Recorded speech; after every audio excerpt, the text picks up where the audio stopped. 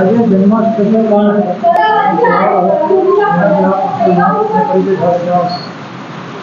कृष्ण कन्हैया लाल की जय। માંડલ ગ્રામે સ્થિત પરાવાસ માં રહેલા દુધેશ્વર મહાદેવ માં દર વર્ષની જેમ જન્માષ્ટમીની ઉજવણી થઈ। તો આ કૃષ્ણ જન્મ છે 5000 વર્ષ પહેલા જ્યારે આ કૃષ્ણ જન્મ છે 5000 વર્ષ પહેલા જ્યારે કૃષ્ણ પરમાત્માએ જન્મ લીધો ત્યારથી આપણે ઉજવીએ છીએ। અને ભગવદ ગીતા દ્વારા આપણને સમજાવ્યું છે કે સનાતન ધર્મમાં કઈ રીતે જીવન જીવવું જોઈએ। તો ભગવાનની આ જન્મ દિવસની ઉત્સવ નિમિત્તે બધા ભેગા થઈ અને આનંદ ઉલ્લાસથી આ બધો કાર્યક્રમ કરેલો છે।